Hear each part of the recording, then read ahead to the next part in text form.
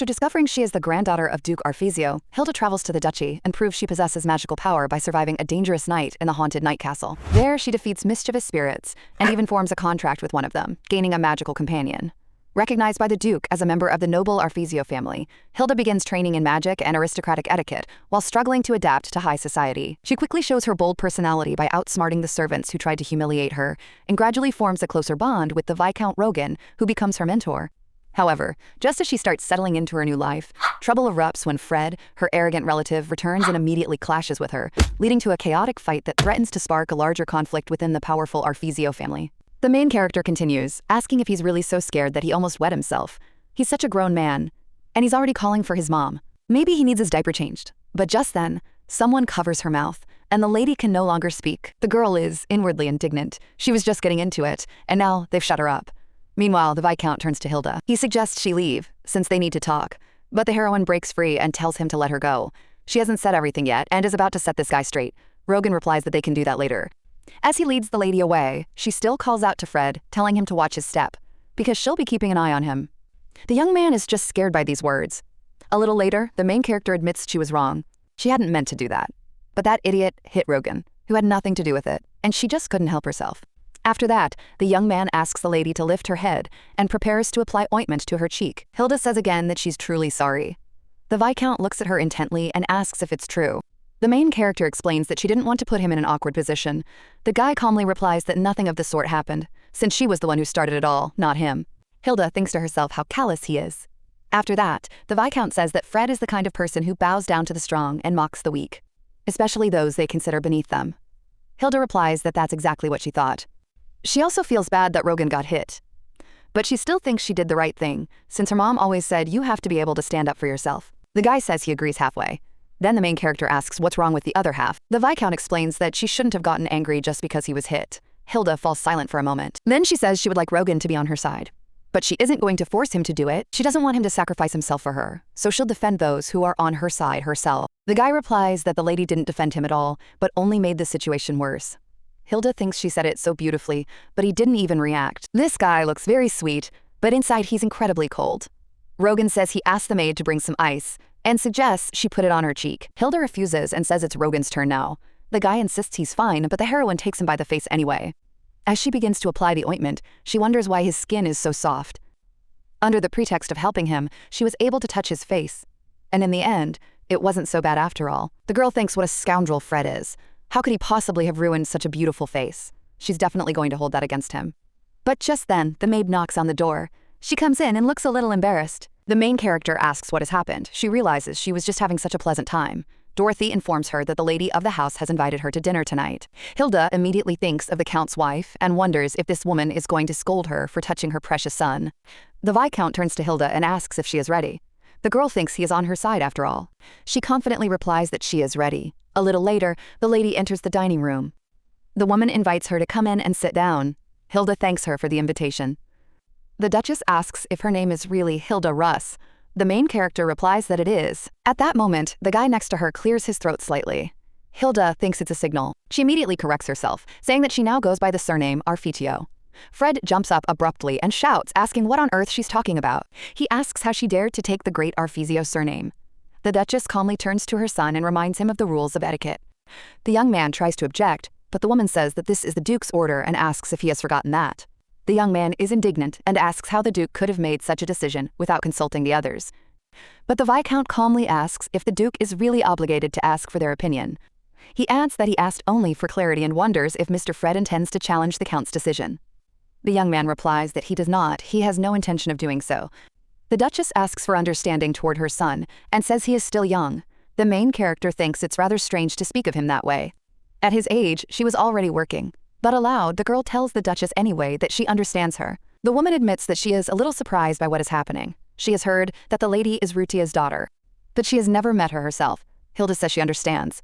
The woman adds that she knows about the Duke's decision and has nothing against the lady. However, she would have liked to know about it before rumors started spreading. After all, she is the mistress of this house. The young man thinks it sounds like a reproach.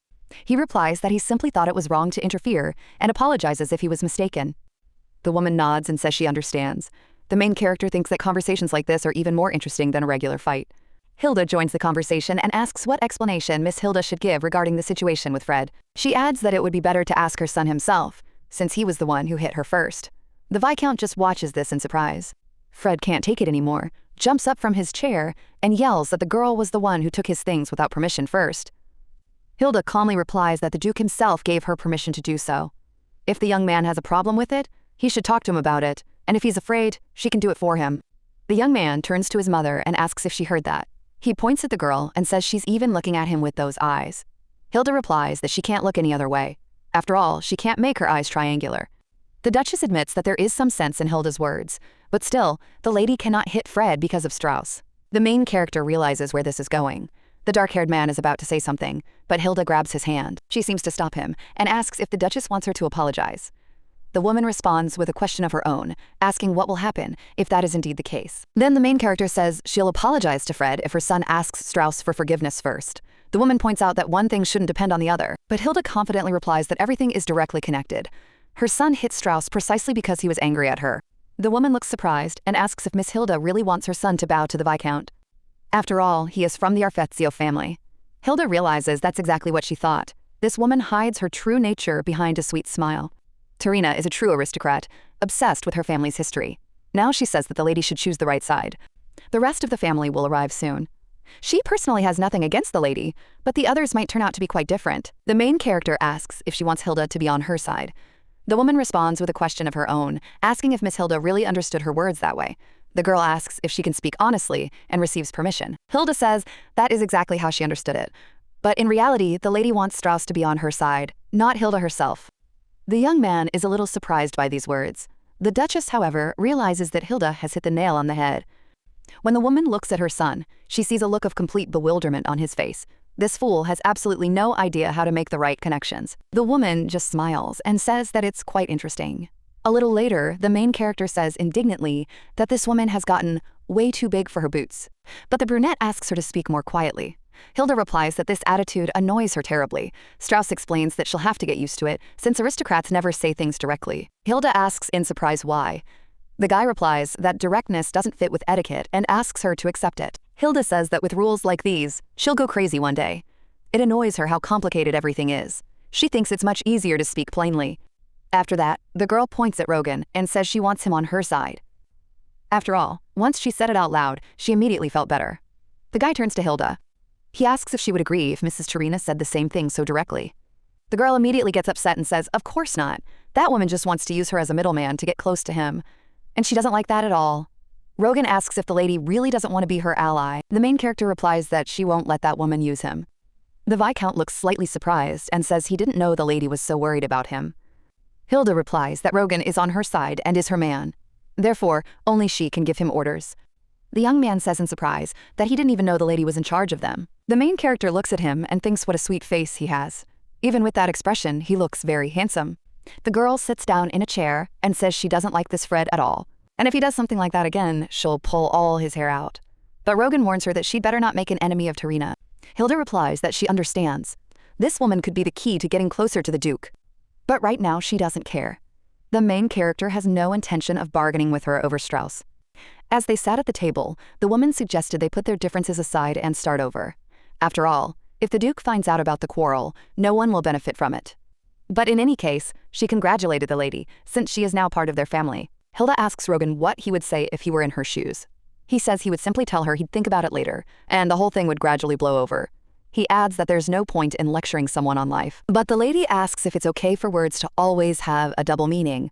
Rogan replies that you shouldn't show your hand to an enemy. Then the conversation can turn into a game. The girl realizes that her trump card in the conversation with the Duchess was Rogan Strauss himself. The guy says that if Tarina wants him on her side, the lady can use that to steer the conversation in the right direction. Hilda replies that she doesn't even want to think about it. The guy says he doesn't understand why she's reacting that way.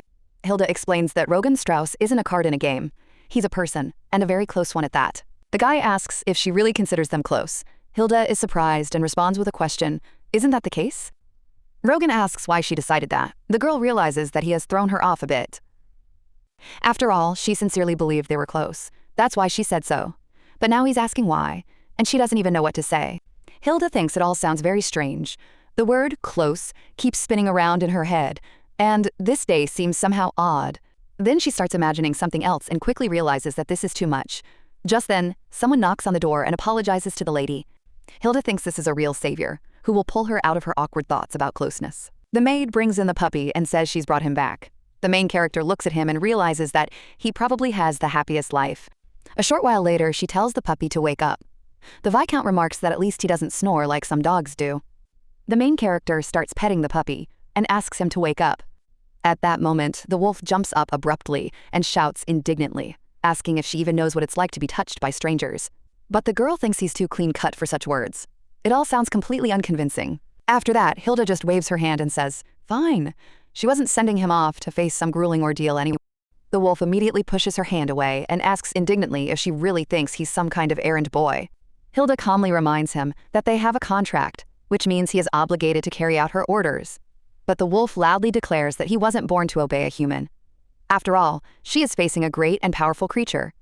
Then the heroine replies that he's of little use to her anyway. She's started learning magic on her own, while all he does is gather strength. After that, the girl asks what he can possibly say in his defense. The little beast replies that his mistress simply never asked him anything. He adds that he did manage to learn some important information after all. Hilda immediately realizes that he's finally getting to the point. Wolf explains that while he was being bathed, he listened closely to the servants' conversations. And it turns out that other members of the Arfezio family are arriving tonight. Rogan says it became immediately clear that something strange was going on when Terina left. Wolf adds that the servants were talking about the Countess, who is allergic to animal fur. That's why they washed him so thoroughly. They even brushed him until his fur was perfectly smooth, and then perfumed him. The scent of rice oil was so mild that he actually liked it. But the main character immediately asks him to stop. She doesn't care at all what he liked about it. The girl thinks about the decanter and assumes it belongs to Cleo Arfezio, her mother's sister. Earlier, the brunette had said that this woman possesses the strongest magical abilities in the Arfezio family. That is why many believe she will be the heiress. Hilda then asked if she was really not married. The guy replied that she wasn't. She had earned the title of countess on her own and wasn't even engaged. The main character realizes that showing the puppy to anyone would be dangerous. The wolf confidently declares that people can rely on him. But Hilda thinks there's no point in trying to please everyone. They'll hate her anyway, simply for existing. Still, it's better not to make the situation worse. The main character asks what kind of personality this woman has. The Viscount replies that she is very straightforward and always knows what she wants. She makes decisions quickly and doesn't change her mind. Hilda asks if he likes Cleo. The guy simply replies that he's following the Duke's orders. The girl concludes that this means he doesn't like her. At that moment, the wolf adds that he heard something else. Hilda asks what exactly. The little animal replies that there was an order to prepare everything for a big holiday. The main character is surprised and asks what celebration he's talking about. Rogan explains that it will be a family feast. Today, all members of the Arfezio family will gather. He adds that during such celebrations, the family usually gathers around one table. The main character asks if there really is going to be some kind of celebration tomorrow. The guy says no, and that's exactly why it seems suspicious. Most likely, one of his relatives suggested organizing this dinner. Hilda says she doesn't think they decided to throw the dinner in her honor. The guy agrees and adds that they definitely aren't happy to see her. Most likely, this will be some kind of test. Hilda is surprised and asks if such a thing is really possible right at the table. But the young man asks if the lady knows how many forks are used during dinner. Hilda immediately realizes that he is talking specifically about cutlery. The Viscount continues and asks which wine she would choose with fish and which with meat. Hilda replies that she'll drink whatever they serve her. After she says this, the young man just stares at her in silence. The main character realizes exactly what kind of test they're putting her through. She asks what to do next and whether the Viscount can sit next to her and give her hints. But the puppy reminds her that she wasn't listening. After all, he'd already explained everything. It's going to be a family dinner, so Rogan isn't allowed in. Hilda thinks how boldly the puppy is talking to his mistress. Although, he is right, after all. Hilda asks what she should do then. The boy replies that he'll just teach her everything. The main character realizes she definitely won't be able to sleep tonight. Life in a family like this turns out to be too complicated. After a while, the girl looks at the table and asks what on earth this is all about. The guy explains that at the Arfezio household, family dinners consist of 8 courses. First comes the soup, then a fish dish, salad, the main course, a poultry dish, followed by dessert, fruit, and finally tea. Everything is served strictly in order. You must pick up your cutlery starting from the outer ones. When you're done with a course, you must place them on your plate, not on the table. The maids will clear everything away themselves. The Duke will give the signal when dinner may begin. And it is at that very moment that her test will begin. Hilda says she understands everything and will remember.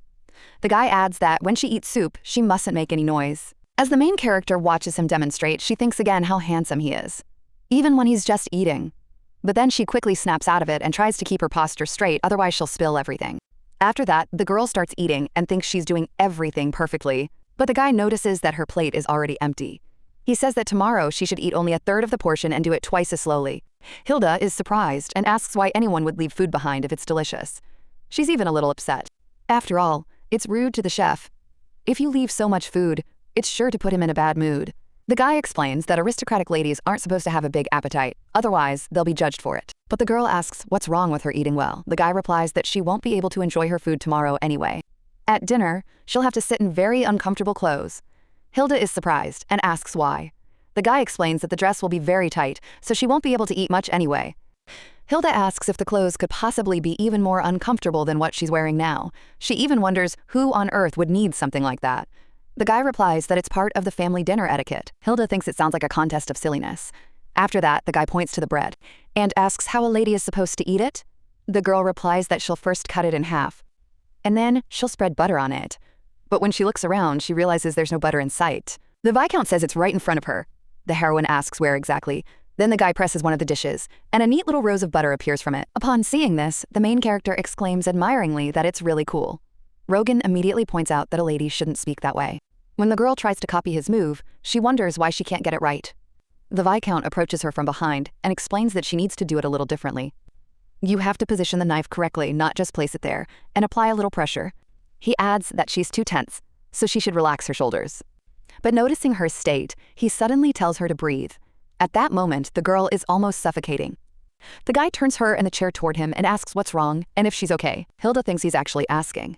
After all, it literally takes her breath away when Rogan touches her. But at the same time, she really likes it. She realizes that she literally stops breathing when such a handsome man touches her. The Viscount looks at her and says she's blushing. He asks if she has a fever. This makes the girl even more embarrassed, and she suddenly says it's all because he's too handsome. She even asks how anyone can be so beautiful, and to take her hand so calmly too. The guy is a little surprised and immediately apologizes. He says he shouldn't have taken her hand without asking. The heroine explains that he's completely misunderstood. She was just embarrassed because he's so handsome. Hilda realizes she takes after her mother and can't resist a handsome face either. The Viscount simply thanks her for her words. Hilda wonders why he did that. She recalls her mother's advice. If a lady feels awkward, she must not show it to those around her, otherwise it will become her weakness. The heroine decides to follow this advice and turns to Rogan. She suggests taking a 10-minute break. The girl thinks she said it just like a true aristocrat. The guy is a little surprised. Hilda realizes that now it looks as if she came up with the idea for the break herself. The girl thinks how nice it would be if there were someone nearby who could support her. Even just a puppy. After that, the lady leaves the room. The Viscount blushes slightly at that moment.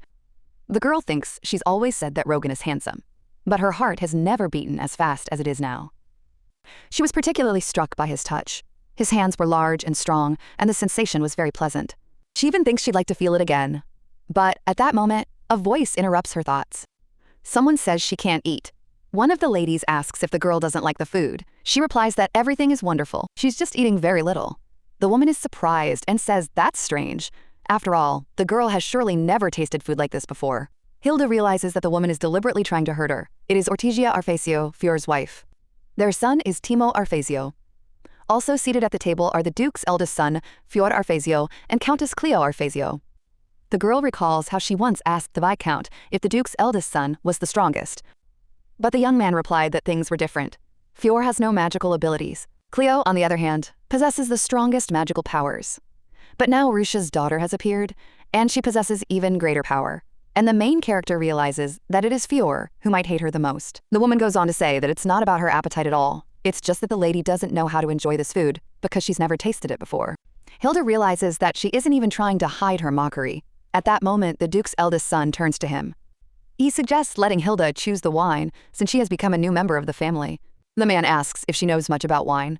In her mind, the lady confidently answers that she does. She thinks that this is exactly why they organize the family dinner. The girl says she noticed a Coletison wine in the cellar, and she asks why they shouldn't choose it. The man smirks and asks if she really intends to serve red wine with fish. But the heroine calmly explains that the white wine in the Duke's cellar is stored in oak barrels. Because of this, the woody aroma could spoil the taste of the fish, and since trout is on the menu for dinner tonight, a Coletison wine would be perfect. The girl realizes she's simply repeating Rogan's words, which he told her to memorize. Besides, the chef had already shared the menu with them. The Duke's son remains silent, looking displeased. Cleo remarks that people who know nothing about wine usually say that white wine should be served with fish. Her companion assumes that Rutia has told her daughter about different wines. The main character replies that no, her mother didn't teach her that. She adds that she thought all aristocrats knew such basic things. But it turns out, that's not the case. The Duke's son says that magical abilities are far more important to aristocrats. He's heard that she's inherited Rusia's powers. The main character confirms this and says she has already proven it in order to become part of the family. Then the man begins to blow out the candles on the table and asks her to demonstrate it. He says her power is connected to fire and asks if the lady will show her abilities. Hilda replies that she can show them, but she thinks it's not quite appropriate to do so at the table. The main character wonders how easily they're asking her to do this. After all, she isn't even sure of her own abilities yet. She can only ignite a flame, and the puppy isn't there to help her control the magic. At that moment, someone in the crowd asks the father if they can ask a question. After all, who knows when the whole family will be able to gather together again. The woman asks if the lady might not have a better chance to prove herself. After that, the man agrees and says that's fine. He adds that he would like to see what the lady has managed to learn. Then the main character turns to the Duke. She asks if there's any need to convince the rest of the family.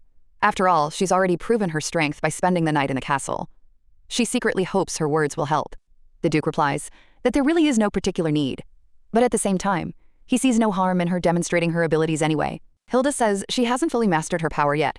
She thinks it would be better to demonstrate it another day. But the Duke's son immediately smirks and tells the lady not to make a fool of him. He asks what value she has besides her magic. The blood of a humble gardener runs through her veins, and there's no reason for her to shy away from showing her strength in front of her family. Fred adds, asking if she'll show just how strong she is. After all, it was that very strength that gave her the courage to raise her hand against him. Another lady says she hopes the magic that brought her here is truly that great. After all, only then will she be able to take her rightful place. Hilda realizes that she has no one on her side right now. She really wants to see Rogan. After all, he warned her not to cause any trouble. The puppy also said that the mistress would succeed since she had learned so much. But she hardly paid any attention to it. Could it be that he doesn't believe in her either? The wolf once said that, compared to humans, the mistress didn't pick things up as quickly as Rogan. The girl realizes that he's even more straightforward than the Viscount himself. She tells herself that she's confident in her abilities. She just needs to calmly finish her dinner. Once, she asked Rogan if he believed in her. But the boy just looked away. Then the heroine was surprised and asked why he was avoiding her gaze. The guy replied that he didn't expect much from her, but he reminded her not to forget the real purpose of the dinner. Hilda then said she understood everything and asked him not to worry. Rogan replied that he would do just that. Even then, the heroine thought that Rogan was incredibly heartless. After all, this was a chance to win the Duke's complete favor. But the guy said she had a completely different goal today. Hilda asked what would happen if the Duke started to appreciate her even more. Rogan replied that if that happened, she could ask him for anything she wanted. Now Hilda realizes that she truly believes in her magical abilities. She tries to focus on her irritation. And she realizes there are plenty of reasons for it. This family that constantly annoys her. People who never speak plainly and force her to look for hidden meanings in every word. The food she can't finish. And the corset that makes it almost impossible to breathe properly. At that moment, the lady feels a power within her. She directs it toward the table and utters a spell. But nothing happens. The girl is surprised, because she definitely felt the magic. The heroine tries again and again. The Duke's son simply asks, "Is that all there is?" He's already embarrassed to watch these attempts. But at that moment, one of the men suddenly turns to his father. He shouts that his hair is on fire. The man notices this and starts to panic. The flames only grow stronger. In terror, he screams for the fire to be put out immediately. The main character realizes that everything has gone completely wrong. The man continues to scream and asks where the water is. The lady just gives a forced smile and mentally apologizes to Rogan. It looks like she's in trouble again. The man yells at her and demands that the fire be put out immediately. But the main character replies that she doesn't know a spell that can put out the fire. Then the rest of the family starts scrambling and tries to put out the fire. The man, in a panic, begs to be saved. At that moment, Cleo calmly rises from her seat. She snaps her fingers and utters a spell. A huge ball of water forms in the air. The woman directs it straight at the Duke's son. When the stream of water engulfs him, the flames die out immediately. The man starts Fewer's wife immediately runs over and asks if he's all right. Meanwhile, the main character thinks he's ignoring her. And that's actually a good thing. But suddenly, the man turns to her and accuses her. He shouts that she planned everything to humiliate him and even wanted to put him into an eternal sleep. Hilda replies that she had warned him she did not yet fully control her power. But the man continues to shout that he himself will put her into an eternal sleep and swings at her. At that moment, the Duke sharply orders Heir to stop. He says this has gone too far. Heir turns to his father in outrage. But his father reminds him that he himself had asked to see the magic, even though the lady had honestly said she couldn't control it yet. The man keeps shouting that she deliberately set his hair on fire. That girl wanted to humiliate him, and his father saw everything. The Duke calmly replies that he did indeed see it. But that wasn't what he saw at all. He saw powerful magic that his son lacks.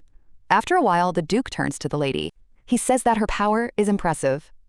He hasn't seen such abilities since Rutia left, although he is concerned that she cannot control them yet. Hilda promises she'll study hard. The man replies, that's good. He'll be interested to see how she develops. He also says she can ask him for anything she wants.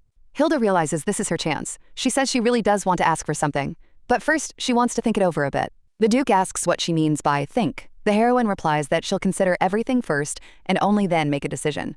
An opportunity like this rarely comes along, so she wants to make the most of it. The Duke asks her with interest what she might wish for. The girl replies that she is certain her request will not cause him any trouble. Hilda understands that there are 4 duchies in the kingdom, and the Duchy of Arfisio is considered the most powerful among them. It is ruled by Duke Arfisio himself. He has the richest and most fertile lands at his disposal. Therefore, whatever wish she makes, he has the means to grant it. The man confirms that he truly can grant anything. The main character realizes that her plan has worked. Flattery has never let her down before. But the Duke suddenly says that the more he looks at her, the more she reminds him of Rutia. The heroine hears this comparison again and doesn't know whether it's a compliment or a rebuke. A short while later, Hilda approaches Countess Cleo and apologizes. She says that because of her, dinner turned into a real mess. The woman replies that it isn't entirely her fault. Heir got exactly what he wanted. Then she asks if that is all the lady wanted to say. The main character asks if she can ask one question. She asks if Cleo hates her. The woman responds with a question of her own, asking if she has any reason to love the girl. Hilda replies that perhaps it's because she's the daughter of Rutia Arfedio. The woman says she was never particularly close to her sister. Then the main character remarks that Cleo looks a lot like her. The woman replies that they are sisters after all, so the resemblance is not surprising. But the girl says it's not just about appearance. After all, her magic is connected to water. Magical abilities depend on one's personality and preferences, so Cleo takes after her mother, not only in appearance but also in character. The woman replies that she understands why the lady is asking. She heard that Cleo got into a fight with Fred and set Heir's hair on fire today, and so that at least someone would be on her side, the lady is trying to befriend her. The main character realizes that Cleo has understood everything perfectly. Then Cleo says that Hilda is not at all simple. She adds that she hated Rutia. That's why she has no reason to be nice to her daughter. Hilda realizes she has learned a lot about Cleo. This woman doesn't beat around the bush and always speaks her mind. Cleo turns to the lady again and asks if she'll tell her aunt what she's going to ask the Duke for. She is very curious to find out what gift she will choose. A little later, the main character takes off her corset and throws it on the bed, thinking she just wants to sink into an eternal sleep. She recalls the Viscount's words that there is no one here on her side. Everyone will only mock her and provoke her. The heroine wonders why Rogan's words have come back to her mind. When she enters one of the rooms, she sees the Viscount sleeping there and is surprised. She realizes he's fallen asleep right over his book. He must be really tired. The lady sighs quietly. She sits down next to him and leans on his shoulder, but suddenly, the guy asks how dinner went. The heroine jumps and says he scared her. She asks if he really wasn't asleep the whole time. Ostrich replies that he woke up when she came in. The girl immediately declares that he's lying. The guy asks again how her dinner went. The main character just smiles. She thinks about how to explain everything, and decides it's better not to mention how she set Heir's hair on fire. The brunette says that, judging by her reaction, he's won their bet, but the girl replies that's not the case. The Duke really enjoyed it and even promised a reward. The guy is surprised and asks if that's true. The heroine confidently replies that it is. But the Viscount asks why the lady doesn't look happy then. Hilda says that the Duke praised her, but the rest of the family now hates her. The young man replies that there's nothing unusual about that. The girl asks what he means. The Viscount reminds her that he warned her from the very beginning. No one will be happy about the arrival of a new family member. Hilda replies that she knew that, but for some reason, she still feels very upset. At that moment, the young man places his hand on hers. The heroine realizes that everything is fine, because Rogan is right there with her. A little later, one of the servants whispers that the Duke has named Lady Hilda as his heir. Others say that this is entirely possible. One of the maids notes that she is Lady Rusia's daughter, so she really could become the heiress. But the problem is that the Duke is talking about it too openly. Then another asks whose side would be more advantageous to support. One maid believes the eldest son should be supported. Another says Tarina's influence is too great, so it's better to side with her son. Yet another is convinced the Duke might pass everything on to the Count, since he has more merits. When the conversation turns to Lady Hilda, one of the maids just smirks and asks if anyone seriously thinks the Duke would give the inheritance to her. A short while later, the puppy recounts all of this. The main character cries out indignantly that she has demonstrated immense power, but everyone's reaction is still sour. The puppy explains that powerful magic demonstrates the family's strength, but doesn't prove that the lady will make a good duchess. The girl gets even angrier. The puppy reminds her that he did an excellent job, so now his mistress must give him the promised reward. Hilda says she's not at all pleased with what she's heard. But a promise is a promise. She hands him a crunchy cookie. The puppy immediately asks, "Is it really with cinnamon and that very sugar bomb?" The main character is surprised and asks what this sugar bomb is. The puppy explains that it's a popular bakery on Main Street. Everyone says they sell the most delicious desserts there, but the lady seems to be hearing about it for the first time, so today he'll pretend he didn't notice anything. The main character looks at the puppy and thinks he's scolding her too, but he's just too cute to be mad at. The ostrich says it seems the lady has already completed her task since she's getting distracted by such things. The heroine replies that she did everything as required. The Viscount then asks to see the result, since all she thinks about is having fun. The girl puts her papers on the table and says that he looked busy, so she didn't want to disturb him. She asks what he's reading so intently. The guy replies that it's a letter from the royal family. More precisely, it's an official permission allowing the lady to become part of the Arfesio family. The girl is surprised and realizes that now she is truly, officially, an Arfesio.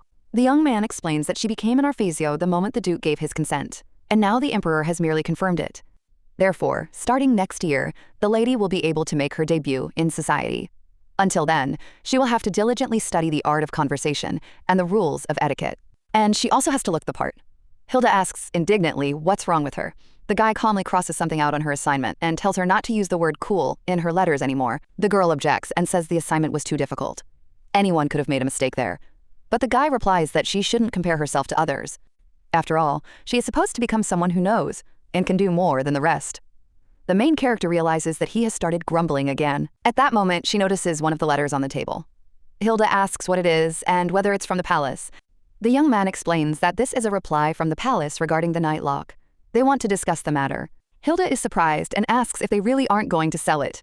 The guy replies that he doesn't know. This castle is very important, so it won't be easy. But the girl points out that the imperial family has no magical powers. Wouldn't it be easier for them to just get rid of the night castle? The boy explains that if they sell it, someone might doubt that the imperial family has magical blood. Hilda replies that it's a trifle, but the boy says there's nothing they can do about it. If a person has a weakness or is lacking something, they shouldn't let others see it. The girl replies that she hates rules like that. The guy just smiles slightly and turns back to Hilda. The girl immediately asks what he's up to now. When she turns around, she notices a chest full of coins. The guy says it's money to support her until summer. Hilda asks in surprise whose money it is. The guy calmly replies that it belongs to her now. The main character, in shock, asks again if it's true.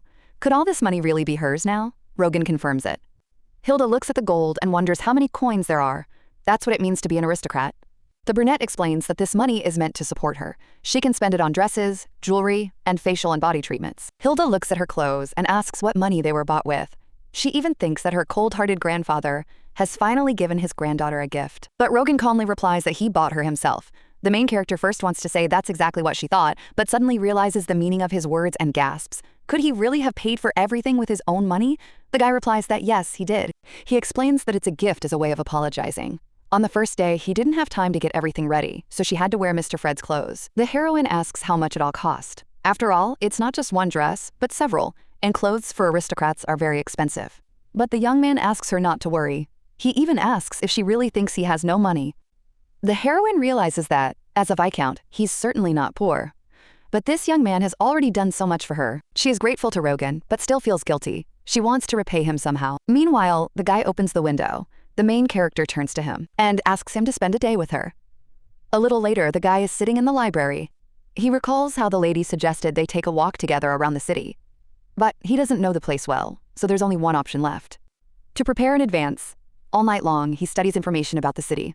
He learns its history, popular spots, beautiful scenery, and famous restaurants. Other aristocrats would surely have suggested going to the theater, but he doesn't know if Hilda would like that. The guy realizes it's pointless to make assumptions when it comes to this girl. He has absolutely no idea what she might like. Hilda grew up in a completely different world, and it's almost impossible to predict the whims of her free spirit. After a while, the young man leaves the room. At that moment, someone turns to him and asks if the Viscount is really going out with her. The young man realizes it's Fior. After dinner, when his hair was singed, he now wears a hat all the time. The man says that such a crazy girl shouldn't be allowed out in the city, and her father is acting too recklessly. Rogan calmly replies that this lady is capable. She just never had the opportunity to get a proper education before. The man smirks and says that it must be hard for the guy to tame such an unpredictable girl. He's just wasting his time. The brunette replies that he isn't thinking about that. He's just following orders. The man says he expected that answer from him, but he still asks how long he plans to remain his father's lapdog. After all, he takes care of the entire Arphasio family. Maybe it's time for him to pay attention to the other family members as well. The guy replies that he understands, but hasn't found anyone worthy yet. The man tells him to know his place, and asks if it's up to him to judge the Arphasio heirs. He replies that of course not. The Duke will make the decision anyway.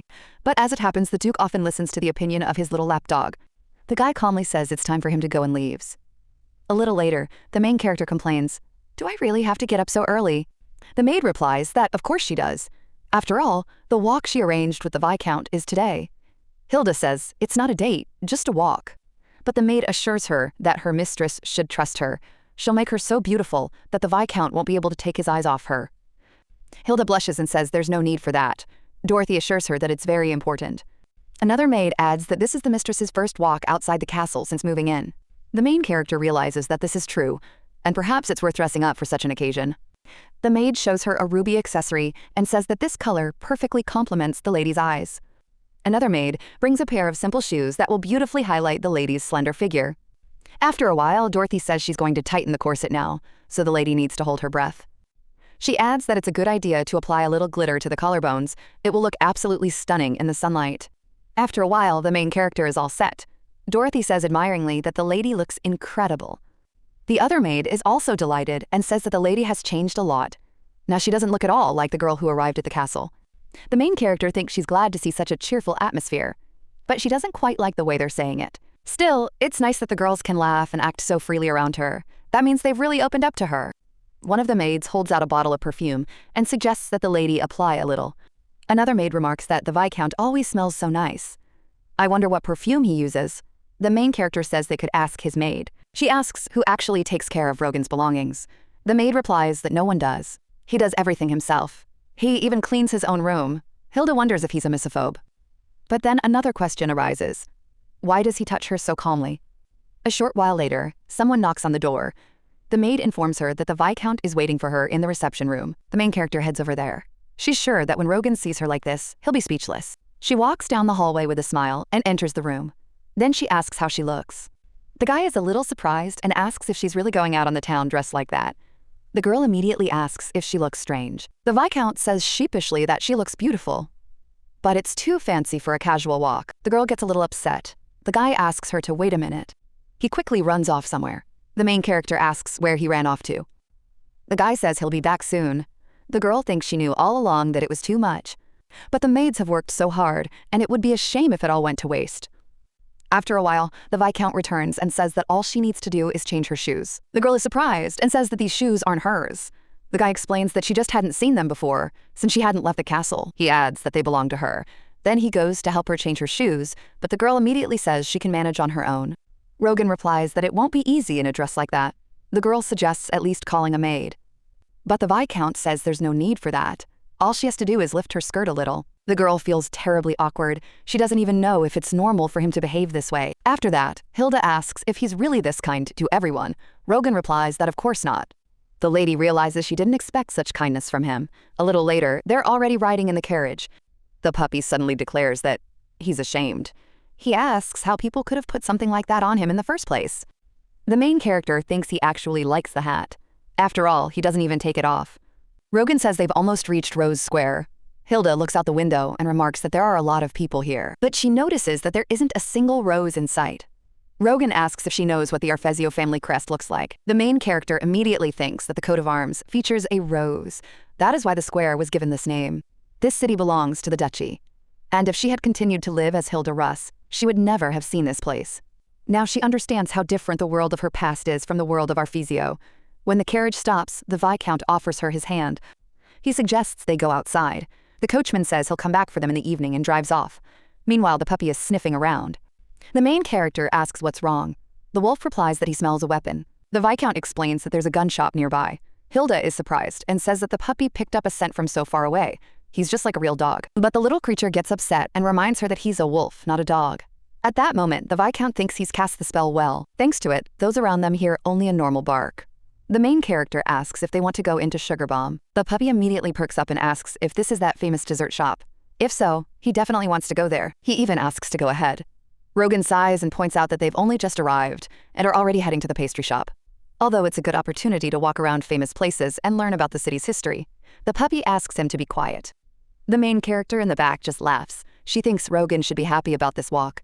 Last night, she asked the cook what Rogan liked. All she could think of were books, studying, and his habit of teasing her. The maid then asked if the lady had really found out what he liked. Hilda realized that Dorothy didn't know either. But surely everyone must have something they love. Then the main character asked if he liked jewelry. But the maid replied that he had money, but he hardly ever spent it. So he was hardly likely to be interested in such things. The cook then laughed and said that they didn't understand anything.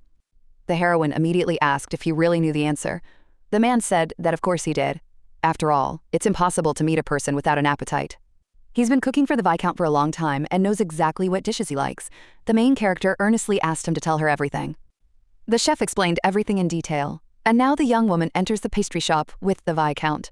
A little later, the desserts are finally brought to the table. The main character carefully examines the treats that have just been placed in front of them. She notices that the tea looks a little cold, but she's sure the Viscount will like black tea with sugar. Next to it is a very sweet chocolate cake, and the girl can't help but wonder if Rogan will like all of this. So she offers the Viscount a taste of the dessert.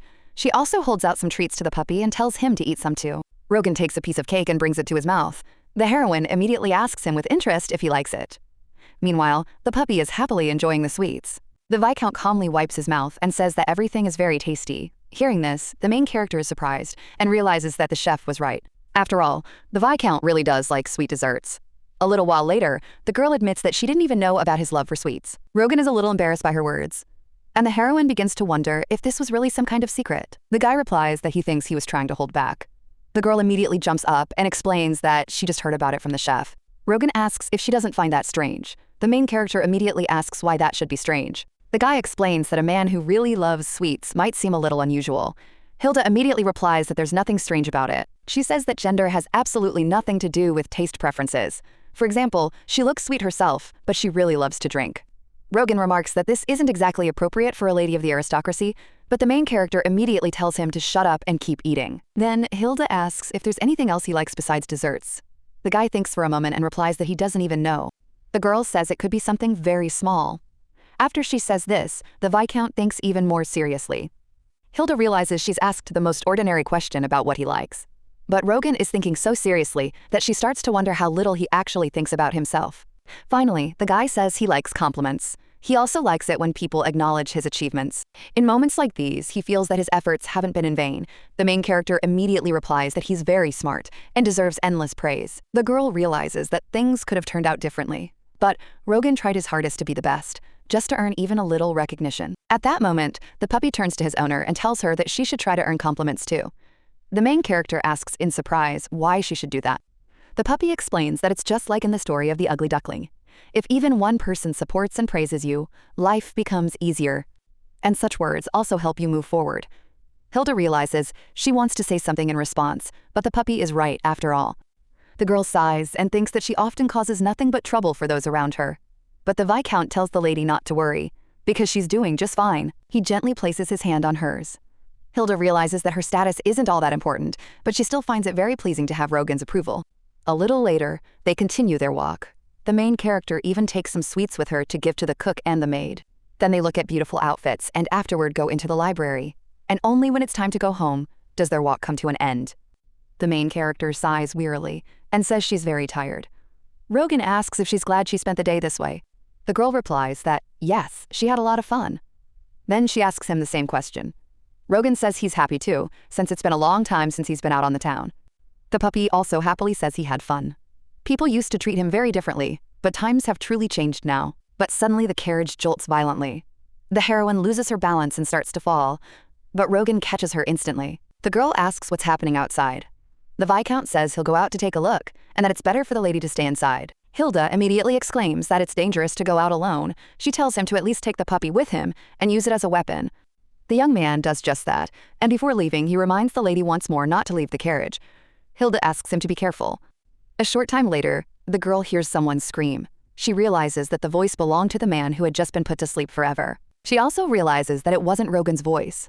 The girl begins to wonder if these are bandits and decides to check if everything is all right with the Viscount. Hilda is about to step out of the carriage, but just then, the young man shouts loudly for her not to even stick her head out. The wolf also grumbles that the lady has no strength to defend herself, yet she still recklessly goes outside. Hilda asks what happened to the groom. The young man covers her eyes with his hand and tells her she'd better not look, but she still sees through his fingers a man lying in a pool of red liquid. The Viscount tells her she must return to the carriage immediately. But the girl cries out that she had asked if they were bandits. The wolf replies that ordinary bandits would hardly have attacked their wagon. They were assassins. At that moment, the Viscount calls for the puppy, and the heroine thinks this is true and begins to wonder who their target was. Hilda suspects that they might have been after her, but she has absolutely no idea what she could have done to deserve this. Meanwhile, the wolf calmly says that it is time for dinner. At that moment, the man lying on the ground screams desperately and begs him to save him. The heroine breaks free from the Viscount's grasp and screams at the puppy not to send this man into eternal sleep. The girl realizes she needs to find out who is behind the attack. Meanwhile, a man in a nearby house thinks they should have returned by now. Meanwhile, one of the assassins breaks free from the puppy's grip and starts to run away. The wolf immediately tells his owner that in situations like this, there's no room for mercy. But the girl replies that if this wasn't just an ordinary bandit, they need to find out who sent him. She also asks if the wolf can track him down by scent. The wolf replies grumpily that people always complicate things. In his opinion, it would be easier to put him to sleep forever, right away. Hilda says that if he finds the instigator, he can do whatever he wants to that man afterward. The girl also realizes that the puppy has put an innocent coachman to sleep forever, and in situations like this, there really is no room for mercy. The puppy immediately rushes after the fugitive. At the same time, he hopes that his mistress won't change her mind later. Meanwhile, the man sitting in the hut notices that another person suddenly enters. It turns out to be Heir. The man immediately asks what this guy is doing here. The young man cautiously asks if that's his father. The man responds with a question of his own, asking what Timo is doing there. The young man says it's nothing much and is about to add something else. But just then, a mercenary appears at the door. Timo immediately asks what happened, and the mercenary shouts that a real monster has appeared out there. Heir asks in surprise what he's talking about. The mercenary replies that it's a beast over 2 meters tall. He decided that the master should know about it.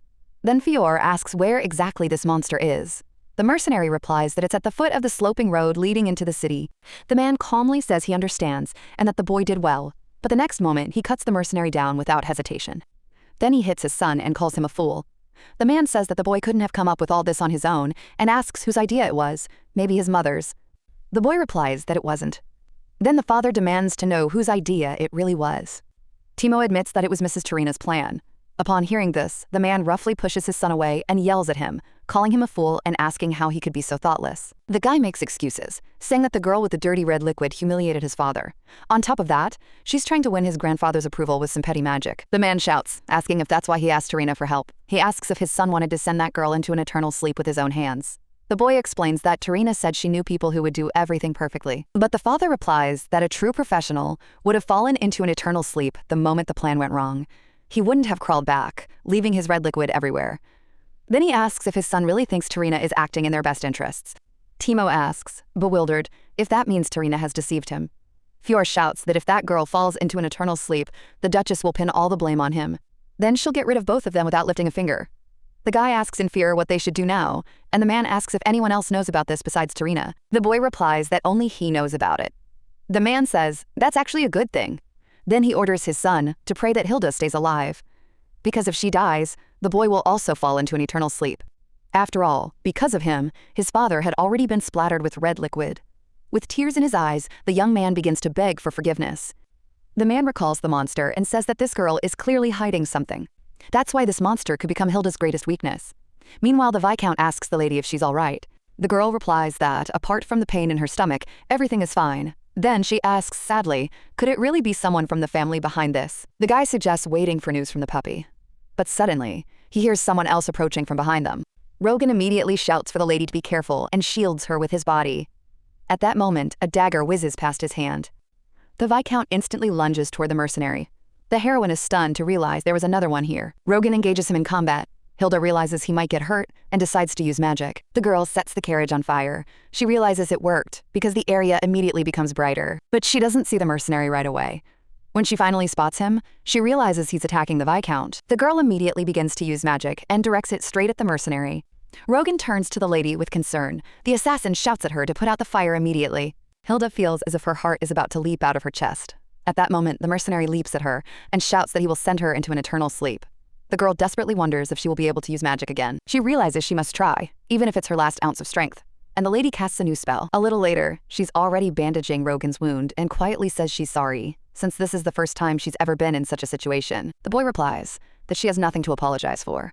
It's perfectly natural to be afraid and surprised in moments like this. Then he tightens the bandage around the wound, but the heroine says that since he's injured, she finds it hard to stay calm. Rogan replies that it's not as bad as it seems, since there are no serious injuries and he survived thanks to her magic. Hilda admits that his words have made her feel a little better, but this time she felt her magic quite differently than before. The guy says he noticed that too. Perhaps her power is gradually growing. Hilda explains that at that moment she thought he might fall into an eternal sleep, and then fear gripped her, and with it, intense anger. The innocent coachman had already fallen into an eternal sleep, Rogan was wounded, and this assassin remained unharmed. At the thought, she simply boiled with rage. The young man concludes that the lady's magic seems to be born from accumulated emotions. Hilda quietly says that even though she wanted the assassin to fall into an eternal sleep, Rogan immediately asks her not to blame herself, because thanks to that, they both remained alive. He thinks about how best to comfort her. But the heroine suddenly asks how they'll get home now, since the carriage is practically falling apart. A short while later, they are already riding on horseback. Suddenly, the girl remembers that she forgot to tell Rogan something important. She decides to tell him now, because there are too many prying ears in the house. Harry asks what she's talking about, and she replies that she wants to test herself. She intends to claim the position of Arfesio's heiress. The young man asks in astonishment why she would do that, since she used to want a peaceful and quiet life with this family. Hilda says that since they're sending assassins, considering her a threat, then perhaps she really should become a real threat to them. The Viscount asks if she really thinks he'll support her. The lady replies that even if he refuses, he's still only acting on the Duke's orders. Then the young man asks why she decided to do this. The girl answers simply, because she wants to become the heiress and future Duchess of Arfesio. Rogan is a little surprised by her words, and soon they are already returning home. The maid, upon seeing her mistress, immediately gasps and asks why she returned so late. She says everyone was terribly worried. Then she notices the young lady's condition and asks what happened. The girl replies that they encountered bandits on the way. Hilda realizes that she and Rogan have already discussed everything in advance, so she calmly says that she is alive only thanks to Mr. Strauss. The girl also says that people need to be sent there at dawn. After all, the coachman has fallen into an eternal sleep, and this needs to be dealt with. The butler is surprised and asks if the lady is really all right. Rogan calmly replies that they were just bandits, rough and uncouth. That is why he easily dealt with them on his own. The butler suggests that since they were traveling without coats of arms, the bandits might have mistaken them for ordinary wealthy people from the middle class. The servant then turns to the Viscount and tells him that his wounds need to be treated. Therefore, it would be best for him to go up to his chambers and rest. The maid also turns to the lady and invites her to follow her. She will help the lady wash up and change, and the girl agrees. But when Hilda looks at the staircase, she notices several other family members there. The girl realizes that one of them is involved in what happened, and she's determined to find out who's behind it. A short while later, she asks the young man who was behind it. He replies that it was Timo Arfesio. The heroine gasps in shock. Could this really be Fior's son, that tall, thin young man with the strange appearance? The Viscount gestures for her to speak more quietly. Then the lady whispers that he didn't look at all like someone capable of such a thing, and perhaps Fior forced him to do it out of revenge for the Heir. The puppy replies that this is not true. Fior knew nothing about this matter. Hilda is surprised and asks how he knows this, and the puppy says he overheard their conversation. According to him, it looked as though Fior had found out about what happened too late and was trying to stop Timo. But someone else is behind all of this. Rogan asks if Lady Tarina is behind it. The heroine quietly replies that this is strange. Since Tarina has a bad relationship with Fior's family, they're even enemies. The Viscount explains that Timo is rather weak-willed. He himself would hardly have dared to do such a thing, but if someone pushes him, he can easily agree. The main character asks if that means Tarina was helping him. The guy replies that it's quite possible, especially if she wanted to get rid of two problems at once. Hilda says those two could be her and Fior. The puppy adds that Fior told his son almost the same thing and called him a fool because of the story about his burnt hair. Then the main character realizes that Tarina was just using Timo, and the guy didn't even realize he was digging his own grave. The Viscount says that this scenario is entirely possible. Hilda begins to wonder why there are suddenly so many people around her who want her to slip into an eternal sleep. The lady sighs heavily and realizes that, in the end, she'll have to deal with both Tarina and Timo. But if she is at odds with everyone, she will never be able to become the heiress. So the girl ponders who she should start with. She decides it's worth involving Fior. The Viscount asks if she wants to use this incident to her advantage. The main character replies that it's worth at least trying, but the guy asks, what if Fior pretends she knows nothing, since she has no solid evidence? Hilda calmly replies that they won't need any proof. All they need is the saint. Later, the girl lies in bed and thinks about how long the day has been, and she returns once again to the thought that she wants to become the heiress of the Arfizio family. She even wonders how she ended up on this path in the first place. After all, initially she only wanted a quiet and secure life. And although she tried to appear confident in front of Rogan, she's actually not sure she can become the heiress. Even the sound of the wind outside the window frightens her. The girl wonders if she'll be able to sleep peacefully now. At one point, she sits up abruptly in bed. She can't shake the thought that she might be attacked again.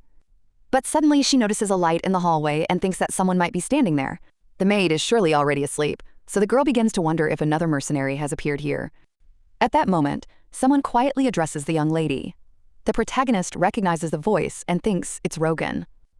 The Viscount asks if she is asleep. The young woman wonders why he has come to see her so late. After all, it is quite improper for a young man to visit a young lady's chambers, especially if it is the very same man who usually grumbles about the rules. But the young man simply turns around and is about to leave. Hilda wonders why he didn't even knock. The girl quickly runs to the door, opens it, and says she's not asleep yet. The guy immediately notices that she isn't wearing slippers. The main character looks down at her bare feet and realizes she rushed out too hastily. She tries to appear composed, as befits an aristocrat, and asks if Rogan has any business with her. He replies that he just wanted to make sure the lady was sleeping peacefully. Hilda admits that she can't sleep because of insomnia. Then she asks if he wanted to say anything else. The brunette replies that he just wanted to wish her a good night's sleep. The girl asks if that's all, and he says yes. Hilda asks skeptically if he's serious. Rogan calmly replies that one of the main principles of the aristocracy is a good night's sleep. The main character is surprised by just how many such rules there are. The young man lights a candle and apologizes to the lady. Then he suddenly picks her up and says that a lady shouldn't walk around the house barefoot. Hilda assumes this is because of etiquette and asks him to put her down. Rogan replies that it's not just about the rules. She could hurt herself. After that, he gently lays her back in bed, and the main character thanks him. The Viscount tells her to fall asleep peacefully. He will stay by her side until she falls asleep. Hilda begins to wonder if he is doing this only because the Duke ordered him to. But if that isn't the case, perhaps it's worth pushing the boundaries a little. Then the main character quietly asks if he can hold her hand until she falls asleep. The guy silently reaches out his hand to her. The girl notices that he's deep in thought and asks what's wrong. Rogan says that once, when he was a child, he nearly fell into an eternal sleep. After that, he couldn't sleep at night for a long time and would lie there with his eyes open, watching the shadows on the ceiling turn into terrifying monsters. The heroine thinks that the Viscount was scared too, and she wonders if anyone held little Rogan's hand back then. The young man says that in the end, no one was able to send him into eternal sleep. So the lady has nothing to fear, because no one can hurt her. Hilda smiles and realizes what it's like to have someone by her side whom she can trust. She even thinks that when she becomes a duchess, she'll be able to make him all hers. Later, the girl opens the window and realizes it's time to start putting her plan into action. That evening, after the attack, she asks the Viscount if she could use the sound magic he had taught her earlier. The young man asked if she was referring to gathering magic. The lady replied that she most likely was, since she had even memorized the spell, even though it was quite complex. Then the heroine suggested recording Tarina's voice. She wanted to use it as evidence to prove that Timo was the culprit. But the Viscount asked how she planned to do that. After all, Miss Tarina was unlikely to say such things so easily. Hilda replied that it was enough just to hear Timo's name. Then they could collect the phrases and combine them into a single sentence. But the guy reminded her that he had only been talking about collecting sounds, not about the ability to change them. The heroine wonders why the recording can't be altered. The boy replies that such a spell simply doesn't exist. The lady then confidently declares that something new can be created. A short while later, she is already thanking the Duchess for agreeing to have tea with her. The woman says that right now, the best place to have tea parties is in the greenhouse. The main character agrees and asks if she would mind spending time together sometimes. The Duchess replies that sometimes it's possible. Hilda inhales the aroma of the tea and says it smells very pleasant. The woman remarks that she heard about the recent incident involving the lady and is glad that she has already recovered. Hilda thanks her for her concern. The Duchess then asks if the culprit has been caught. The protagonist realizes that this is what interests her most. The girl replies that, unfortunately, the attacker's body was completely burned, so they were unable to identify him. The Duchess says that bandits have been running wild lately, and the lady was simply lucky to survive. Hilda replies that heaven was clearly on her side. Inside, she realizes that everything is going perfectly, and she can start collecting the sounds she needs. She says that in the greenhouse, she remembers her father. He was a gardener and a very handsome man. The woman replies that, unfortunately, she doesn't know him. After all, as she already mentioned, she has never met Ruzia. The heroine says that's a shame, because her father really was very handsome. She adds that he was just as tall as Mr. Fjore's son. Then she asks what his name is. At first, she suggests the name Fred, but the Duchess replies that his name is Timo Arfesio. The main character realizes she has obtained the information she needs to fabricate evidence. After that, she apologizes and says she mixed up the names. The Duchess replies that this is bad, because if the lady keeps making such mistakes in front of other people, she'll have a hard time. She adds that Hilda still has a lot to learn, and that's why it must be hard for Strauss. The girl thinks that this woman can laugh all she wants, because soon she won't be in the mood for laughter. Hilda simply agrees. Later, she asks Rogan how to reproduce the sound she's captured, and he says the spell is quite long, so it's better to get some paper and a pen. The puppy uses magic to create a pen and paper. Blackman thanks him. The heroine notices a strange phrase in the text and asks why it's there. The young man replies that it serves merely as a beautiful frame for the words. Hilda suggests removing it, since that would make the spell shorter, but the Viscount explains that the power of magic depends on how beautiful and impressive the spell sounds. The girl wonders if that's true. The young man says that words can hurt more than a knife, and the language of runes helps us communicate with the universe. At some point, the Viscount sets down his quill. The heroine asks if he has finished writing the spell. The young man replies that he has. The girl asks him to try using it, and he agrees. He touches the necklace and begins to recite the spell. The heroine sees their conversation with Terina begin to appear in the air in the form of letters. The Viscount notes that there are too many unnecessary words. The puppy says that editing it will take a long time, maybe even 2 days. The heroine is surprised. Is it really that difficult? The puppy reminds her that this isn't a task that can be solved by magic alone. Then the girl touches the letters and asks what if she just erases the extra parts with her power. The puppy replies that if it were that simple, they would have done it already. But the Viscount looks at the girl in surprise. The main character tells him to watch, because she's managing to do it, and she herself finds it strange that it's so easy. She even climbs onto the table to reach it more easily. The Viscount gets worried and says it's dangerous, but the girl asks if they just need to get rid of the excess. Wolf suddenly says that there's something unusual about her body. Hilda asks what exactly he means. Wolf explains that her magic isn't just strong, it's incredibly powerful. The main character doesn't quite understand what he's saying, but seeing Rogan smile, she concludes that everything is really working out for her. In the end, they come up with some fake evidence. Now, all that remains is to choose the right time and place to corner Timo. But after the attack, he's constantly by Fjore's side. Sometime later, the main character is walking through the garden. The Viscount says that Mr. Fjore won't be at the estate tomorrow. Hilda wonders how he knows that. She recalls that she spent the whole night thinking about the plan and even secretly followed Timo. Rogan explains that early in the morning, Fjore will leave for Baron Raguel's estate. He'll probably be back only the next morning, or late in the evening. The girl wonders how he knows so much detail. The Viscount replies that he overheard the conversation by chance. There will be a billiards gathering at the Baron's house, and Fjore never misses such events. The heroine asks if he really loves entertainment that much. The young man explains that such gatherings aren't held just for the sake of the game. It's a kind of gathering of aristocrats. They pretend to be friends, but in reality, they're sizing each other up and gathering information. Hilda says she understands now. Then she asks if Fjore will take Timo with him. Rogan replies that it's unlikely. After all, participation requires a fee, and Fjore is unlikely to want to pay for 2 people at once. The girl is surprised that even such gatherings require a fee. The guy explains that many aristocratic events have their own conditions. Then the main character says that everything has worked out perfectly. The gathering will take place at the most convenient time, and she suddenly asks Rogan if he's the one who arranged this coincidence. The guy smiles and says he's secured a spot for her. After that, he asks if she can handle the rest on her own, but the girl just confidently tells him not to worry. After all, according to her, she's a true master of threats. In the morning, everything unfolds exactly as Rogan predicted. Fjore heads off to a meeting, and it seems that making his debut in high society is more important to him than keeping an eye on his son. A short while later, someone announces that the lady may come in. The heroine realizes that Fjore may have advised his son not to meet with her alone, or maybe Timo simply decided, full of confidence, that he could handle her without help. In any case, this works in her favor. When the girl walks into the room, the guy immediately says she doesn't even know when to bow her head. He calls her an uneducated girl, but the main character calmly replies that he is the one who should bow his head. The guy is surprised and asks what she said, and the girl asks him why he thinks she came in the first place.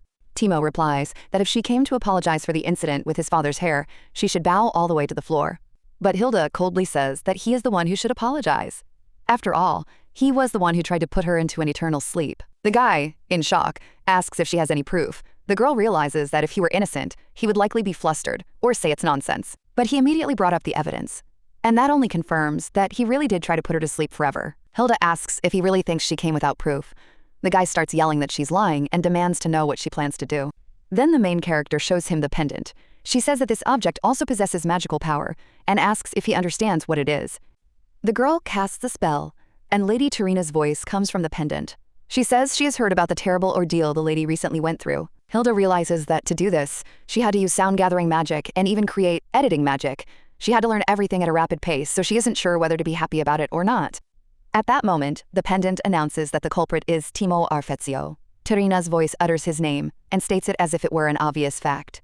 Hilda realizes that it's all a sham, so she feels a slight sense of unease, but Timo is so flustered that he doesn't even suspect there's a catch. The guy falls to his knees and starts screaming that it wasn't him. But the heroine calmly says she's going to tell the Duke everything. At that very moment, Timo grabs her by the dress and begs her not to do it. He says that if she does, he's finished. But the girl coldly asks why she should feel sorry for him. Timo shouts again that he's not to blame. Then Hilda asks if he really thinks that Lady Tarina only gave testimony. The guy starts making excuses and says that it was Ms. Tarina who ordered him to do all of this. According to him, she's the real criminal, and now she's trying to pin the blame on him. The main character pushes his hand away and asks if he really thinks she came here without knowing about it. The guy is surprised, and Hilda advises him to finally use his head. After all, why on earth would Ms. Tarina help her and testify? In reality, it wasn't Tarina who came to her. She was the one who went to Tarina. The guy asks in surprise, why? The girl replies that she already knew the truth. The real mastermind is Tarina, who used him and was planning to frame him. Timo asks how she knows all this. Hilda thinks of her sweet little puppy, who's great at eavesdropping, but says aloud only that it's none of his business. The girl adds that if she hands the evidence over to the Duke, Timo will become a criminal, who plotted to send his own relative into an eternal sleep. After saying this, she turns to leave. But the guy desperately calls out to her, and then the lady says she's willing to give him a chance. Hilda explains that if he writes out a detailed confession and apologizes for what he's done, she'll destroy the evidence and won't tell the Duke anything. She doesn't want to have anything to do with the cunning and immoral Tarina, so if she has to cooperate with any of them, she'll choose him and his father. Now the decision is up to him. He can let her go and allow her to tell the Duke everything right now. Or he can confess to everything and win her over to his family's side. The girl hands him a piece of paper and asks him to make a choice. After some time, Heir returns to the duchy. Upon seeing the heroine, he immediately asks what is going on. Hilda calmly invites him to have a cup of tea with her, if he's not busy. The man replies that he's free, but has no intention of wasting his time having tea with someone like her. Then the girl says that his opinion might change if he reads this. The man asks irritably what's in it, since she's acting so boldly. When he reads the paper, his expression changes. He tries to tear up the sheet, but the main character calmly asks if he really intends to do that. After that, she repeats her question and asks if he'll agree to have a cup of tea with her. A short while later, they are already sitting at the table. The man asks her directly what she wants. He says that if she wanted to harm him, she would have shown this document to the Duke or Tarina. And since she didn't, it means she wants to strike a deal. The heroine confirms that he is right. She realizes that Rogan was not mistaken because Heir really does catch on quickly. The man immediately warns her that even if she takes this letter to the Duke and starts complaining, he won't bat an eye. Hilda realizes that this is true. The Duke is unlikely to defend her at the cost of banishing his own eldest son. But the girl says that this scandal could jeopardize his position as heir. The man asks indignantly how someone like her dares to say such things. Hilda calmly replies that she's just adding fuel to the fire. Mrs. Tarina will take care of the rest. The man reminds her that if she overheard his son's conversation, she must know that Tarina was an accomplice. Hilda replies that she has Timo's confession, but no evidence against Tarina. On the contrary, she could accuse Timo of slander. The man says she couldn't have come up with a plan like that on her own. He asks if it was Strauss who pushed her into it. The heroine just smiles and says that Heir knows Strauss better than she does. Would he really go to such lengths for her sake? She reminds him that Heir himself called Strauss the Duke's loyal assistant. The man just calls her a sly fox in irritation. The girl suggests getting down to business. After all, he still hasn't asked what exactly she wants. First, she demands that he treat her with respect, no insults or mockery, only the title Hilda Arfezio. The man is indignant, but the girl asks if that's really such a difficult condition. After all, she isn't even asking to be treated like a niece. In the end, Heir agrees and asks her to state the second condition. Hilda says he should host a tea party and formally introduce her to the other aristocrats, observing all the rules and formalities. Fior is surprised and asks her to repeat whether she really means a tea party. The heroine recalls that she herself had once been just as surprised. Back then, she had asked the Viscount why she needed a tea party, when she already had Timo's perfect confession. Rogan explained that a tea party isn't just a social gathering. It's an opportunity to build connections and gather information, and hosting such events is highly prestigious. He also asked if Fior would believe her if she said she trusted him completely and intended to support him as heir. Hilda replied that she wouldn't, but Rogan said that you can't win someone's heart all at once. You have to take it step by step. Now Fior asks again, does she really just want a tea party? Hilda realizes that, as the Duke's eldest son, he wields immense power. If he were to introduce her to the aristocracy, it would mean that Fior Arphasio was backing her. Even his name alone would give her influence. At the same time, he thinks her request is too small compared to the cards she holds in her hand. So the negotiations go smoothly. In the end, the man agrees to her condition. Sometime later, the main character is sitting with a book. The puppy says she has a real talent for creating spells. Then he asks how much longer she plans to stare off into space. The girl wonders what kind of studying could possibly be done at dawn. The Viscount remarks that the lady looks tired. In response, the heroine wonders how anyone can look so beautiful at such an early hour. She says she's had to work hard because of Fior and Timo's affairs. That's why she was hoping to at least have one day to rest peacefully. Rogan replies that, come to think of it, Timo will soon be leaving the estate. The girl is surprised and asks where he's going. The boy says he's being transferred to a boarding school in the south. Hilda is surprised and suggests that they simply want to hide him in a safe place.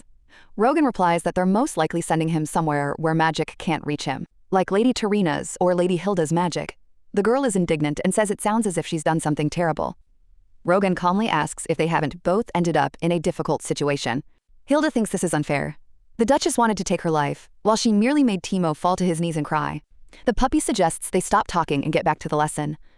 The girl replies that she's trying to study anyway, but just looking at the books makes her feel sleepy. Suddenly, she remembers something important and says she has decided what reward she wants from the duchy. The Viscount asks what she's talking about. Puppy notices that she's not thinking clearly. Hilda explains that at the family dinner, the Duke promised to grant her one wish after seeing her magic. The brunette asks what she has chosen. The girl pauses for a moment. After a while, the Duke asks if the lady truly wants her own knight. The girl replies that this is exactly what she needs. She needs a man who will protect her and be responsible for her life. The Duke reminds her that she was attacked by bandits a few days ago. He asks if that is why she is asking for a knight. He adds that the Viscount is also skilled with a sword, and that it seems the lady does not trust his abilities. Hilda replies that this is not the case. It was the Viscount who saved her that day. But the Duke still asks why she needs a knight. Asking for protection sounds too weak for someone with the surname Arphasio. He also says that no one would attack her unless they were robbers blinded by a few coins. The girl thinks this is already getting on her nerves. After all, the Duke doesn't even understand what really happened. It wasn't bandits who attacked her, it was his wife, who nearly put her to sleep forever. Then the girl says that the Duke has misunderstood her and asks him to let her explain. The man agrees and says he will listen to her. Hilda explains that she doesn't just need a bodyguard, she needs a knight. The Duke doesn't understand the difference and asks if she doesn't want a regular bodyguard. The girl replies that she needs protection too. But above all, she needs someone who will teach her how to wield a sword. The man is surprised and asks if she really wants to learn fencing. He thinks it's ridiculous and asks why a noblewoman needs a sword. Hilda replies that if she learns to wield a sword, she will become the most skilled among the noble ladies. The Duke asks what the point of that is. The girl replies that then, at least in that, she also asks if she, like other girls, should learn to sing, play instruments, and embroider. And she asks another question, is the Arpeggio family one that follows others' rules or one that creates new ones? The man asks sharply why she is testing him so boldly, using her little magic. The girl is frightened, but she knows she can't back down. If she gives in now, it will all be over. So she says it's not about magic, she simply believes in the influence of the Duke, who gave her the surname Arphasio. She confidently says that once Lady Arphasio takes up a sword, other young ladies will soon follow suit. The girl took off her heels, but the young man immediately turned to her and confidently declared that it was entirely inappropriate for a lady to walk barefoot. According to him, it could be dangerous. Right now, the girl is wondering if this is really the academic stress she's only ever heard about before, and whether she should take the first step and apologize. Hilda suddenly realizes that from now on, she'll refer to Rogan as nothing other than the king of grumbling demons. The next second, the girl even gasps and calls him that out loud. To herself, she notes that after that, she suddenly feels a little lighter. But almost immediately, she hears someone laughing. Turning around, the girl notices a guy sitting right on a tree. He laughs out loud and repeats the lady's words. But suddenly, the boy slips and starts falling from the tree. As he falls to the ground, the main character is terrified, thinking that the height was enormous. She even starts to worry that he might have fallen into an eternal sleep. However, the guy just keeps laughing and repeats again that Rogan Strauss is the king of grumbling demons.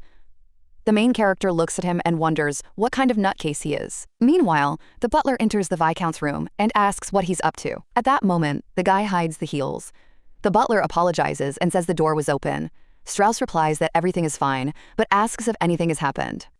The man says that perhaps it isn't all that important. However, a request has arrived from the Rakan family. The Viscount asks in surprise if this is true. The man confirms it and adds that the representative of the Rakan family was pale with fear.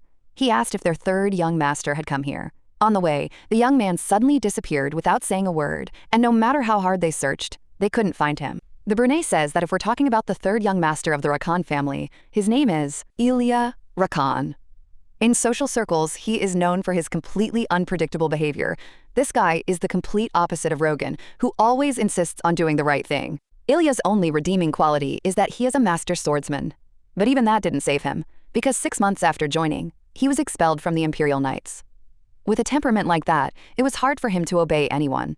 The Viscount notes that he is, after all, a grown man, so he will surely be able to find his way home. The butler replies that this is true, but there is one problem. He was actually on his way to their estate. The young man wonders what business this joker could possibly have in the duchy. He then asks if it has anything to do with the knight's appointment to the lady's service. Just then, he hears the heroine's voice, screaming that some kind of lunatic is chasing her. The guy is surprised. The girl keeps screaming that a strange guy fell out of a tree in the garden, and it seems like some kind of madman has broken into their estate. The butler and the Viscount exchange glances. The young man just sighs heavily. The heroine asks him to come up with something quickly and hides behind him. But at that very moment, that same guy runs into the room. He says the lady is very quick, just like a cute little squirrel. And he adds that he heard her talking to herself in the garden. According to him, she was witty and quick-witted, just like a charming squirrel. When he tried to speak to the lady, she ran away immediately, and he simply couldn't help but follow her. The heroine shouts at him to leave and not come near her. She asks Rogan to do something, because this guy is clearly out of his mind. Elijah calmly replies to the lady that he's fine. In fact, his mind is clearer and calmer now than ever before. He says that the moment he heard the lady's voice, he knew right away. His whole heart now belongs to her. After saying this, the young man drops to one knee. The Viscount watches what is happening, and his face gradually darkens. Finally, he declares sharply that this is enough. Then he sighs heavily and says that it will be extremely difficult if they both continue to make such a commotion in the mansion. He turns to the butler and asks him to escort the knight to the reception room. He adds that he will join them there shortly. Gray agrees. But Elijah is puzzled and asks if there's any point in going to the reception hall at all. It seems everyone involved is already gathered here, so why not just talk right now? However, when the Viscount gives him a cold look, the young man immediately changes his tone.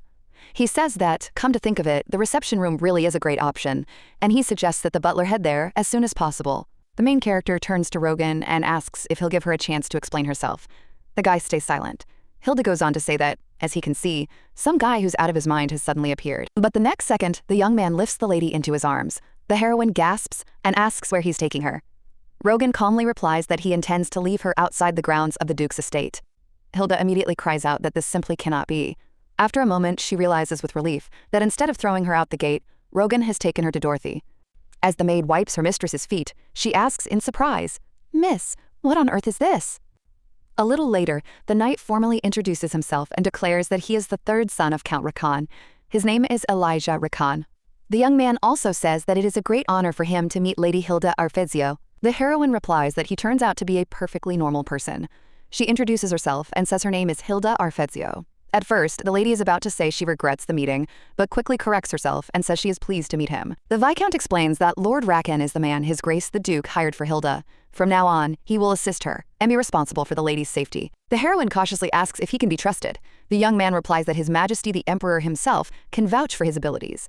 It was the Emperor who bestowed the knighthood upon him. The girl realizes that, even with all that, he doesn't inspire any confidence at all. Meanwhile, Bacon explains that Lord Rakan's fencing skills are so outstanding that he was knighted at the age of 8. Therefore, the lady can certainly rely on him, at least when it comes to fencing skills. The heroine thinks to herself, what a strange way of putting it. After that, The Viscount remarks that, in any case, it's a stroke of luck for both of them that the Duke isn't at the estate right now. After all, if he had seen all this chaos with his own eyes, Ilya wonders if things really would have been that bad. His companion replies that they certainly would have been. The heroine adds that the Duke will find out anyway. There are too many eyes and ears in this estate, and it will happen quite soon. The Viscount says he has ordered the servants to keep their mouths shut. But it won't be possible to completely hide this incident anyway, so it's better to prepare in advance before the Duke gives them a dressing down. He's giving them until the end of the day. Both of them have to write a letter of explanation, specifically, a 5-page letter of repentance. The two of them look at the paper and just can't take it anymore. They simultaneously slap their palms on the table and ask indignantly what on earth he's talking about. Do they really have to write an explanatory note? Rogan silently watches as their hands accidentally touch. A little later, the Viscount asks if a letter has really arrived. The butler replies that it has. The letter arrived from the Viscounty, and among the documents is a message from the imperial family. Rogan says that's fine and asks that everything be left here. He will pass them on to the Duke when he returns. The young man ponders the letter from the imperial family and realizes that it most likely refers to the Night Castle, which Hilda had previously asked the Duke for. At the time, the girl had confidently stated that she wanted the Night Castle to belong to her specifically. The man had replied that the castle was the property of the imperial family. But the lady wouldn't back down. She said she'd heard that ceremonies were no longer held at the castle. Therefore, the imperial family hardly needed it, and if they were offered to buy it, they might agree even for half the price. The Viscount is now wondering whether the imperial family has shown magnanimity in response to such a bold proposal from a young woman who has only recently become part of the nobility. Meanwhile, the butler says he has spoken again with the servants about the commotion that occurred earlier that day. It seemed to him that the Viscount was still upset about it. The young man thanks him for his concern. The butler merely smiles gently. The young man asks what happened. In response, the butler says that the master, who had always been calm, has recently begun to get angry more often and openly show his emotions. The boy looks a little embarrassed and says he understands. He adds that he'll try to be more careful, but the servant immediately says he didn't mean anything bad at all. Even as a child, the master was too quiet and mature for his age. Sometimes he even worried that the young master was trying too hard to keep everything bottled up inside. That's why he's glad to see him the way he is now. At that moment, there is a knock at the door, and someone calls out to Rogan. The butler says he'll leave the young master alone for now. Approaching the door, he sees the heroine there. The girl hands him her explanatory note. The Viscount asks if she has given her behavior careful thought. The lady replies that he will understand everything once he reads it. After that, the heroine asks the Viscount what kind of man this Elijah Rakan is. Rogan replies that he is exactly as the lady has already seen him. The girl cautiously asks if he is really crazy. Rogan says that many people do indeed consider him to be so. The heroine immediately exclaims, "Is he really a lunatic? And did the Duke assign such a man to her?" She thinks this is less like a reward and more like a punishment. The lady also asks why such a man would even agree to be her knight. After all, she's heard that others refused, not wanting to grasp at a rotten rope. The Viscount asks what she means. The heroine replies that she's talking specifically about the rotten rope. It seems no one wanted to become her knight because they saw no benefit in it. Rogan asks if Knight Rakan really said that. The heroine suddenly notices that the guy looks even more annoyed than she does. She wonders why he's so angry and whether he's also involved in the matter. A little while earlier, the girl had been sitting right next to this knight. At the time, she thought that the nerd Rogan had forced her to write a letter of apology. The knight sitting next to her turned to the lady and offered to help. As a master of writing letters of apology, he wanted to give her a few tips. The main character refused right away. But the guy claimed he'd been writing such notes since he was 4, so the lady could use his version as an example. The girl thought in shock. Could he have already written everything? She said she didn't need any help. The girl was sure that this guy must have written some kind of nonsense. He'd already come out of nowhere, and then he'd gone and started stalking her, spouting all sorts of rubbish. The girl asked why he was acting that way in the first place. Why was he following her and saying such strange things? The guy just smiled and admitted he was wrong. But her hot-tempered look seemed so cute to him that he always wanted to tease her. The main character was in shock, wondering what this nutcase was on about. Meanwhile, the guy declared that he had done the right thing after all when he decided to become the lady's knight. Hilda asked if he knew that her father was a commoner. If he'd been bothering her simply because he didn't know that, then everything should be clear now. The heroine thinks he won't get anything out of her anyway, but the young man just smiled and said it was an honor for him to serve under the Duke. And there isn't a single person who wouldn't want to get close to the Arfazio family. Beyond the duchy's borders, there are countless knights whose desire for more power is literally boiling over. And it was he, the Count's third son, who came to her. That's why he asks what the problem is. The heroine realizes that once people found out she was only half aristocratic, no one wanted to be her knight. And they probably really did consider her that very rotten rope. But the young man then told the lady that he had come here already knowing everything. The main character understands why he was the one who showed up. Now the Viscount asks the lady again if the knight really called her a rotten rope. The girl replies that he didn't say it outright, but it's obvious that most knights think of her exactly that way.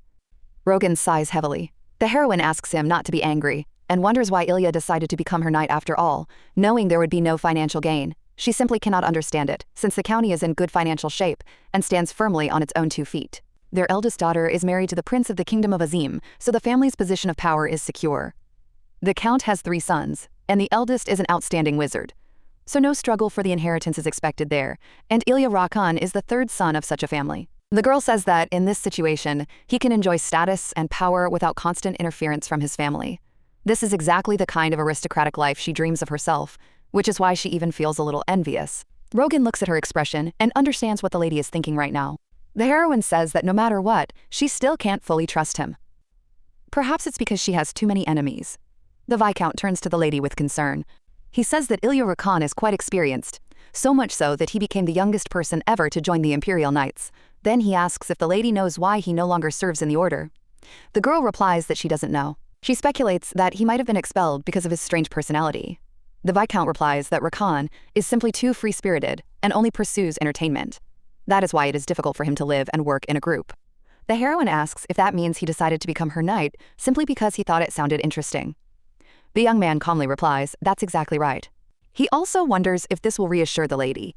After all, they'll still need to warn Ilya so he doesn't do anything rash. The heroine just sighs in exasperation. If everything is really, as Rogan says, then this guy really is a total nutcase. Still, she's glad at least that he doesn't seem like the type to hatch devious schemes. If she gets used to his quirks, maybe they'll even be able to get along just fine. A little later, the young man asks if the lady really wants to learn how to wield a sword. The girl replies that she does. The young man apologizes and asks if he can know the reason. The lady replies that she needs to be able to defend herself. The young man says he heard about a recent attack on her by bandits. He asks if that's why she decided to learn. Hilda replies that it is, though she realizes that in reality they weren't bandits, but mercenaries. The young man says he's a little worried. It seems to him that the lady doesn't quite trust his abilities. The girl answers honestly. It's hard for her to say anything, since she's never seen him in action, but she still has no doubt about his skills. The guy says he's touched by her words. The heroine recalls that Rogan had spoken of this young man's exceptional abilities, so she decides to trust him completely. At that moment, the guy hands the lady a sword in its sheath and suggests she strike him with it, intending to send him into an eternal sleep. Hilda realizes that the sword is in its sheath. That means he won't fall into an eternal sleep, even if she tries to strike him with all her might. The guy calmly tells her to go ahead. The girl realizes he's implying she isn't even worthy of a real fight. This really hurts her pride. The heroine tries to strike him sharply with her sword, but the guy easily dodges. The girl immediately realizes that he is incredibly fast.